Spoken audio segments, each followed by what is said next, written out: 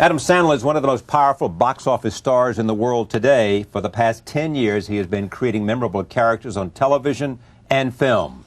Here is a look at some of them.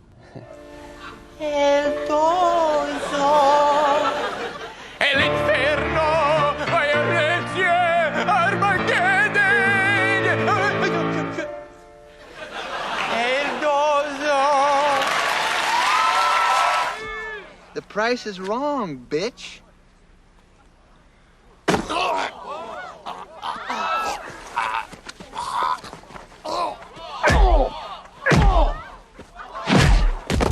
I think you've had enough. No? Now you've had enough. All right, last time. Here he goes. Here he goes.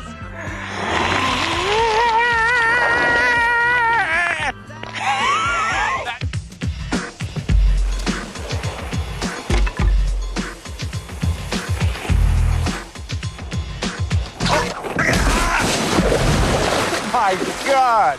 There's a stick there. Somebody should move it. Some of us will never ever find true love.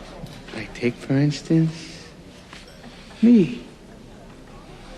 And I'm pretty sure that guy right there. And that lady with the sidebars. And basically everybody at table 9. I would be honored if you played football for this team. Me? Play football? Yes. Thanks, but no thanks, Coach. My mama wouldn't let me play no football. We're gonna go home. You and I, we're gonna talk to Mama. Mama said that, mama said that. Paul Thomas Anderson is the Academy Award-nominated filmmaker behind the critically acclaimed films Boogie Nights and Magnolia. His latest film is Punch Drunk Love. It has earned him the Best Director Award at this year's Cannes Film Festival and stars Sandler in what critics are calling the best performance of his career. Here is the trailer from that film. And all at once I knew at once, I knew he needed me. I have so much strength in me, you have no idea. The day I died, I wonder why, I knew he needed me. I have a love in my life.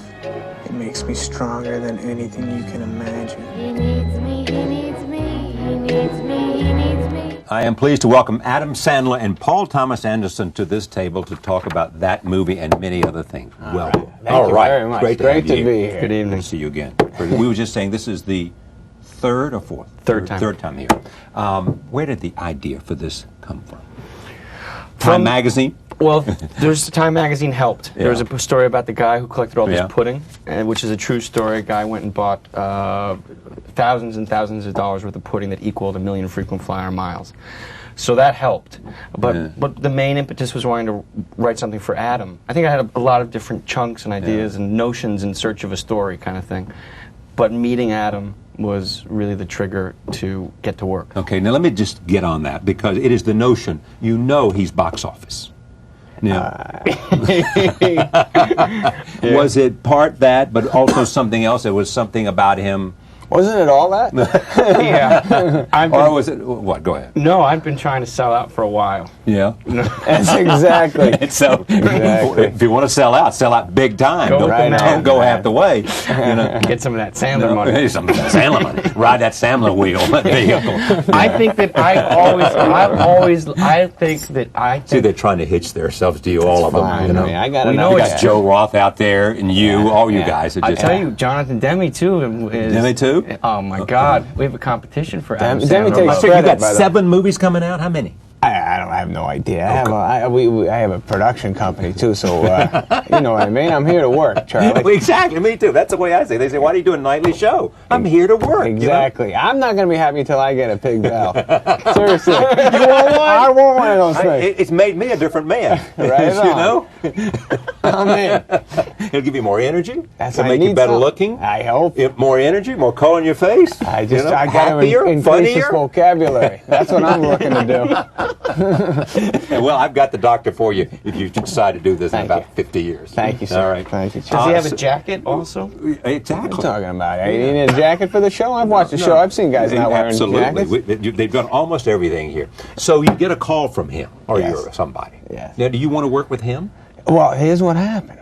Paul called and asked to come and hang out. We were shooting Little Nicky at the time, another movie, and Paul comes over, hangs out with me for we hung out for like 5 hours, say, and he just talked about some of the stuff I've done in the past, and he's a Saturday Night Live fan, so we talked about that stuff, and I just thought he was a great guy, and I loved Boogie Nights, and then a week later, Magnolia came out, and I saw that movie, and I was like, "Well, this guy knows what he's doing. He's pretty damn good, isn't he?" And he said he wanted to work together and do a movie together, and I was just excited, and he went to work.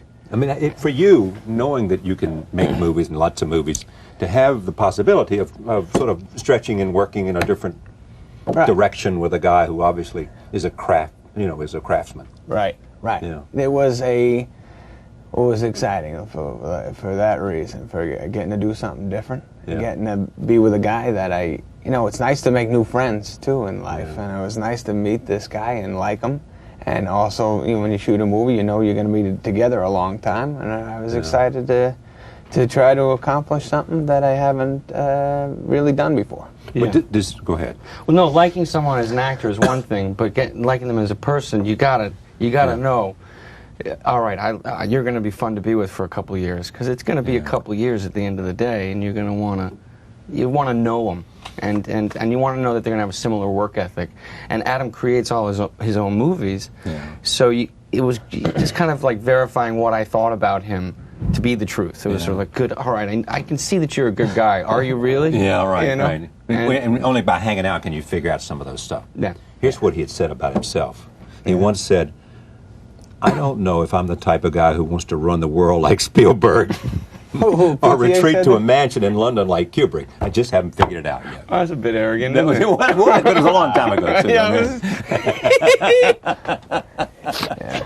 Yeah. You remember that? Or just figure out how to be myself. Exactly. Might be a smart idea. Before we see the first clip, and we've seen the trailer, tell me what this movie is about and why. It's about getting in tune. It's a love story between Adam and Emily. Right. About a guy with 7 sisters. Right. With 4 blonde crazy brothers coming after him, and it's just about getting in tune and finding your music, I think. That's what it is? What would you add to that? It's love, loneliness,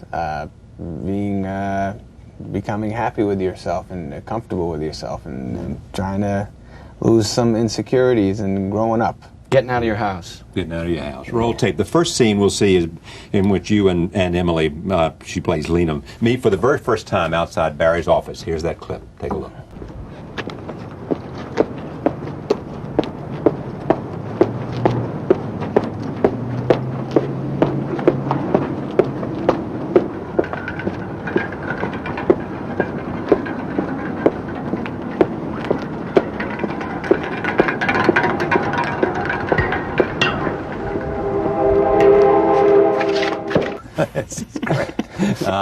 So who is Barry Egan?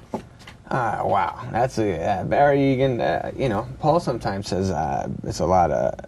I'm a lot like Barry Egan. Yeah. I think I've seen myself behave like Barry. I've seen my brother be like Barry. I've seen my friend Judd act like Barry sometimes. I've seen that. I stole from a lot of people in my life, and I just basically was trying to be this guy that he created. That he created, yeah. Yeah. Were you instantly ready to do this? I mean, after you met him and liked him? Yeah, I was instantly in. I was instantly, all right, I didn't know what the movie was going to be. I remember when Paul gave me the script and I read it and I'm like, oh, this guy is me. Okay, this guy, am I going to be able to do this? I was nervous, but I was in. There was no way I was going to say, I'm not doing this. Yeah, the experience is worth it. Yeah, right. Did you want to change after Magnolia? I mean, did you say basically, look, I just did some very heavy film with a lot of heavy talent. Let me go in a different direction with someone who has a different kind of temperament. Completely. I think I was also in a good mood. You sort of follow. Right. You always want to get away from where you were last. Your just instinct is always like, I want to go left. I can't stand any more cancer. I can't stand any more sadness. I've got to. And it was funny because at the time that I was finishing up the editing, like the chicken noodle soup to that was Adam's movies, and just kind of really being consumed like, I want a piece of that, and I want to learn how to do that because. Yeah, you don't want to repeat yourself. You always want to keep moving forward. Sure. And I think I just was in a good mood, feeling happy. What did you discover about him that you didn't know as an actor? I think I got even luckier than I thought I might get. It was like striking gold. Just his, most of all, his the work ethic, like the ability to work really hard for a really long period of time, really intensely, and still have an amazing sense of humor And humanity. Yeah. Well, Did you know? I mean, what is this work ethic about? I mean, is it just simply that this is what you enjoy doing, and you're on a wave and let's ride it? I gotta tell you, I've been kind of having since I'm 17. I wanted to be a comedian. I wanted to be good at what I did, and I wasn't that great at it for a long time. I don't ever think I became a master, but I'm still trying to grow. But it's consumed my head. It's what I woke up thinking was I want to be good. I want to write jokes. I want to become comfortable as an actor. And I think that's what drives me, is that I'm kind of obsessed with it. Yeah.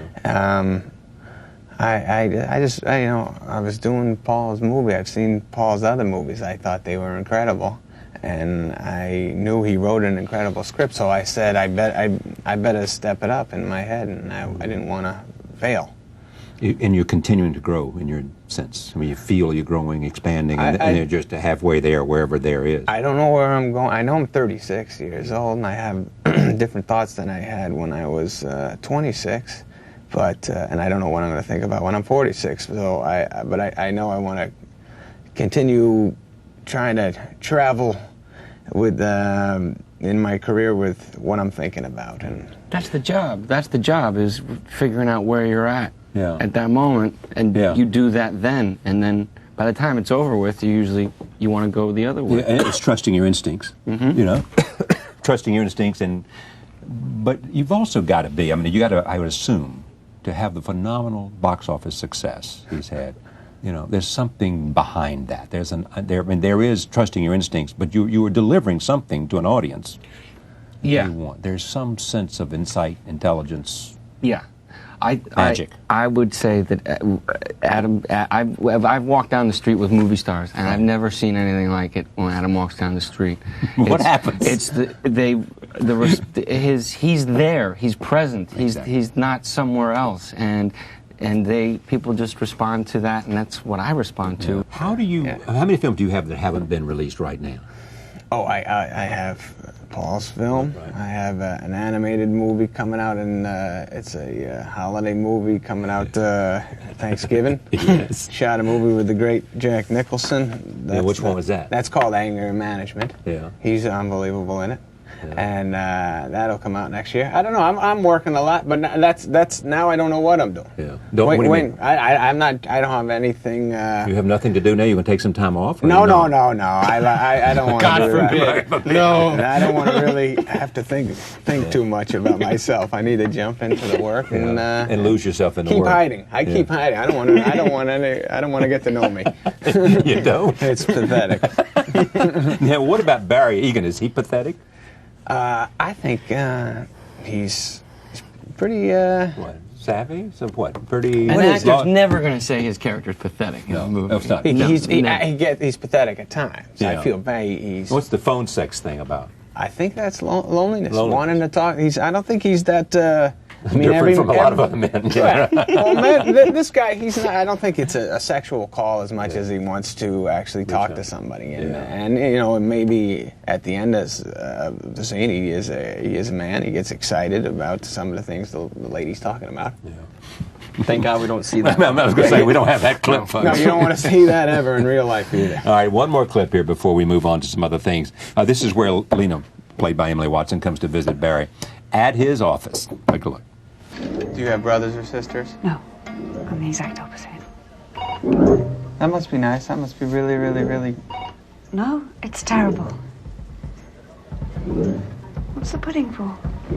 That's something else. You want to get pancakes? Yes, we are.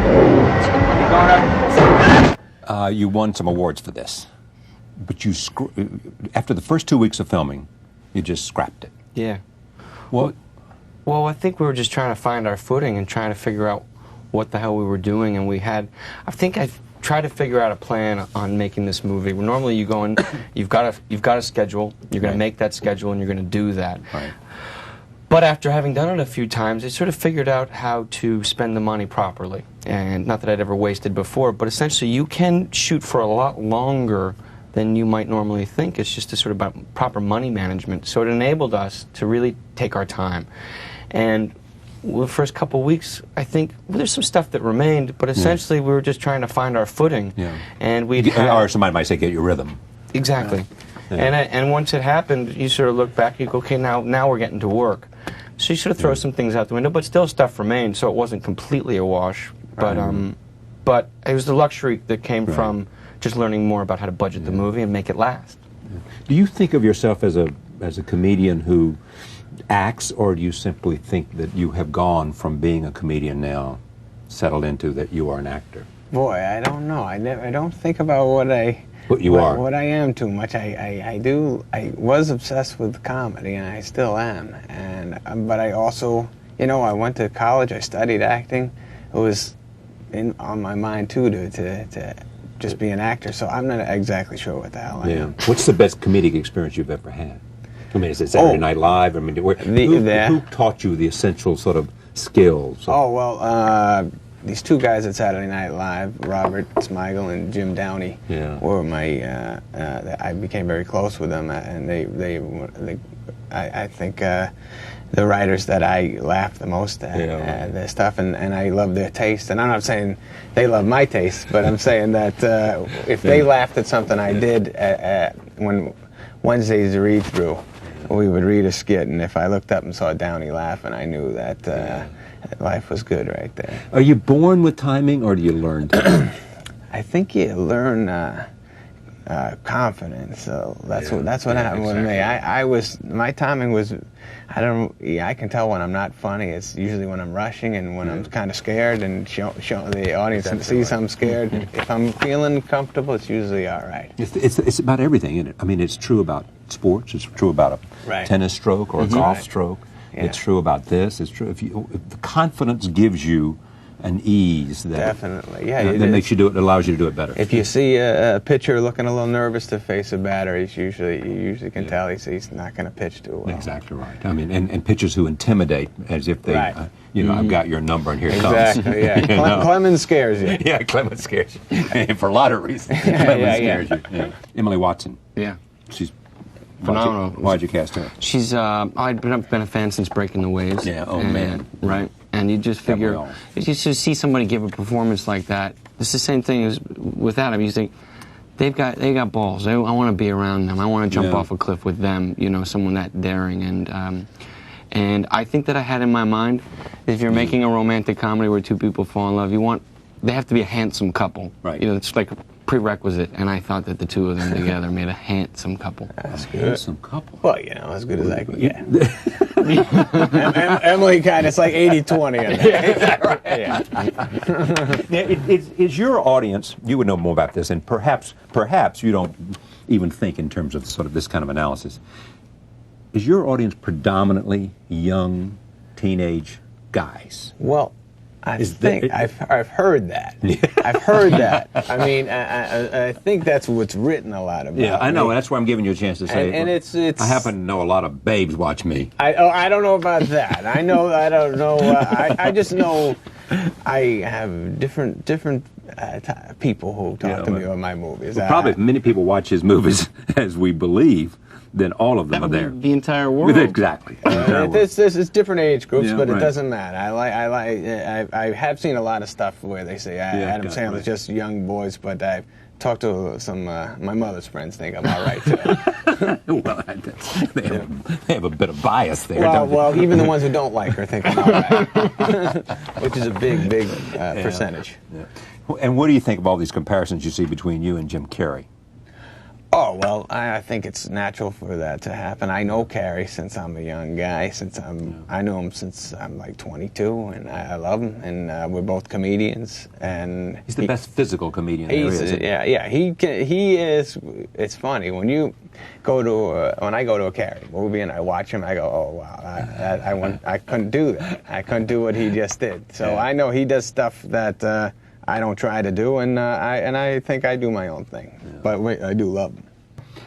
Let me take a look at another. This is part of the scene in the trailer. This is where you take Lance, who's played by Louis Guzman, yes. To the grocery store to buy some more pudding. Here it is.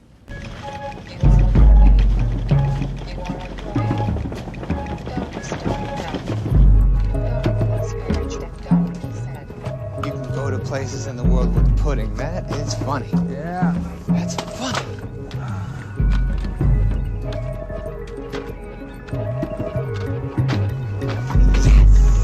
That's some good dancing. Yeah, huh? right on. Yeah, no lessons required for that either. No. That was just kind of a natural rhythm. Yeah, well, I'm a natural at a lot of things. That's one of them. Tell me, do you have any like dreams, obsessions, anything that you're desperate to do? You know what I want to do? I want to actually become in life a little more centered and normal at home. Try to be able to just not have to work as much as I do. Are you serious now? Yeah, yes. You're not putting me on. No, I'd like to just be a normal person and not, I love what I'm getting to do. I'm not complaining about anything. I want to continue working hard, but I'd like to be able to, take my girlfriend, fiance out there and spend a full meal without in my head going, man, I think I have to write something. I'm a little nuts. Do you feel a little insecurity? I don't know if I'm insecure as much as I want to get a lot done. Yeah. In other words, if you got this idea, I better give it. I want to make sure I give it full flight. I do. I am. I was talking to Paul the other night on the phone. When I'm not, if I don't try to accomplish something, I feel like I might be screwing up a little bit. I mean, this is the reason he's so successful. Maybe It's a sickness, really. It is a sickness. I mean, I'm telling you, that's the reason, isn't it? You not like that, I mean, Charlie? I do like that. I am, of course, but Yeah. What are we going to do? We have to talk to someone We about do. this. You got to get a good shrink on the show. yes, Help we us do. out. As to why we keep working as hard as we do, and Yeah. why we can constantly trying to make sure that, I mean, it's like preparing for a segment. You just, you Yeah, can I'm never sure. learn enough about I'm somebody sure. to explore who they are, and what, sometimes you don't do it as well as you'd like to, and sometimes you don't get around to all the things. But it's always that idea that maybe I can do this better. Maybe there's a key out there that somehow maybe I'll read something like the aforementioned quote at the beginning that will somehow unlock what it is about this person that makes them interesting. Constantly trying, whether it's an athlete or a scientist or a politician or whoever it might be. Did you have to rein him in at all? Did you have to say? No. Did you have to direct him at all? Yeah. In what way? Just watching. Guy, keeping an eye on how he was feeling, That's really just the job, is just being an audience and making sure they don't stray and watching. Keeping them focused or not focused, but what? Well, it's just being a collaborator. You're both after the same thing. You have your idea of what good is and what quality is, and it can be after 10 or 15 takes of trying to get it right for many different reasons, it can become really easy to just lose the plot a little bit as an actor, or lose a lot of things, urgency, or lose a sense of energy, lose a all sense of that. of moment. Does not make you a bad actor. It's just natural. Or what did you eat? Have you eaten enough lunch? Okay, where are we in the day? It's never going to happen today. We're going to try it tomorrow. Yeah. That's the job, and it's just you're looking out for someone's well-being. That's really what you do. To be actors can feel that too, can't they? That somebody's looking out for them. Oh yeah, that's that right. A director is really is looking out for my best interest here. That's right. Yeah. Well, it's also the fact that the movies he's made already, and to me, I love them so much that helped the trust of taking risks and saying he's going to do the right thing with my performance. He's going to make me He ain't gonna hang me out to dry. Yeah, exactly. He's going to, if I'm not there, if I'm doing something that what might not be right. Right. Bring it. Did you view this as a risk? This role? I after we were doing it, and I would hear people say to me, it's like me and Paul we became very friendly, and we were psyched about the movie, and we were talking about Barry Egan and Lena a lot, the characters, and then out of nowhere you'd hear, "Oh, you guys are doing a movie again? That's weird." That doesn't make sense. It's not weird when you're doing your work, and it's weird if something snaps you back out. Someone says, "What are you working with Adam Sandler? Or you working together?" I remember you from Magnolia. Yeah, and that snaps you back, but you're in the work, and there's nothing odd at all. Yeah. Will you do anything you don't write? I don't think so. I don't think so either. No. I mean, is writing what comes first for you? Mm-hmm. Writing is great because it's the alone time, for the most part. It's the recharging of your batteries. You get to be working like you guys were talking about working. You get to constantly be working, but you can conduct a bit of a life at the same time, and you can go anywhere in the world, and that's sort of a wonderful thing. And it's alone time before it becomes a completely social experience for the next 2 years, when all you're doing is interacting with people. It's always nice to sort of come to the end of a movie. Great, I get to go be alone for a while now. Don't you feel lucky? I am happiest, I think, when I am working with people that I care about. I don't mean a lot of people I care about, but the idea of working. The joy of working, if you're doing things you enjoy, and you're with people that you genuinely care about, and there's a shared passion. Right. There's nothing better. Nope. There is nothing better. You agree? I do agree. It makes you get to share I don't know, when people talk about the movie and they walk out of the theater and they like it, and I'm just glad I get to share that with Paul and Emily and Philip Hoffman and Louis and everybody in the movie. It is cool to have that connection the rest of your life. Philip Hoffman's great too. Yeah, he's great in the movie too. Yeah, he's very nice. Oh, he's amazing. He's pretty hot stuff. Yeah. I mean, he's in Red Dragon. Yeah. Yeah. You go to movies a lot? Yeah, I'll go see that. Of course. I'm sorry. I do. I go to the movies a lot. Yeah. Me and the girl go there, sit down together. I enjoy popcorn. I enjoy the flicks. But you do like them, and you. I love. Can you go out to the theater or not? I do a lot. Yeah. But not in disguise, or just no, like no, you are? no. I just sit there. I'd like to see that. Yeah, I would too. Disguise, you wanna Is see he that? putting me on? No. Oh no, he's not putting you on. no. No, I'd like to see him go in disguise because That would be that funny. is so far from Him. him. Yeah. No, I go to. Oh, they will let you alone? I mean, you can go? If I go to a movie and it's very light in there and it's crowded, people will say hello. Yeah, right. But once the movie starts, unless I'm in it, then it's pretty weird. You don't want to be have the whole crowd know you're there. Oh, I see. So you wouldn't want to be seen watching your own movies? Well, that might affect the audience thinking they have to laugh harder for my sake, or boo harder. How many times have you seen this film? Well, I saw it with the man himself alone. You and P.T. sat there and watched it? Yes, holding like this, holding each other. So just take me there. So you're watching this. Is it kind of clinical? Is it? No. You're just having fun, saying, "Man, weren't we good? Isn't this work? This is great. This is better than I thought it was," or none of the above. It was a lot of things. I remember when you showed me like 20 minutes of it. I showed him cut scenes at the Avid, but I thought the best way, because we'd worked for so long and so intricately, that the best thing to do was for just him and I to go and watch it at my house and sit there and just kind of sort of wonder what we'd done and talk about it some more, and sort of a weird thing because it's over. It's kind of over for him at that point. He's got to stare at himself for an hour and a half. You kind of want to make sure it's a nice, comfortable venue. So true. There you are. How do you are you still alive? Are you breathing? Are you happy? But I think we knew we'd worked so closely together. It wasn't like there was going to be a ton of surprises. Right. I think we knew where we were both working towards. So it was just kind of nice to share it, and I think we had some pride. Yeah, right. It's a good I think we proud of it.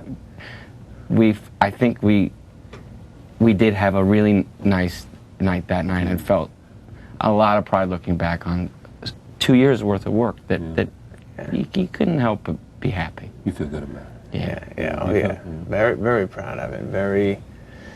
I'm just excited for people to see it. It's like when we watched it alone, and then we were in Toronto a couple of weeks ago and watched it with a big crowd, and it was like 11 o'clock at night.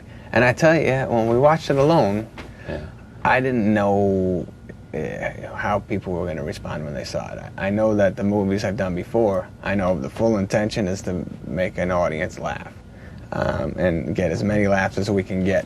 All of a sudden, when we were alone, I was like, oh wow, I don't know what the response is going to be. And then in Toronto, it was pretty interesting that Barry Egan his pain was getting a lot of laughs. And he got a lot of Barry Egan's pain is getting a lot of laughs. He was his journey. Thank you for coming. Thanks. It's great to see you again. Thank you. The movie is called Punch Drunk Love. It opens on October 11th in New York and LA. It opens nationally on October 18th. The star is Adam Sandler. I hope you'll come back. Hey, thank you. I'd love to. Yeah.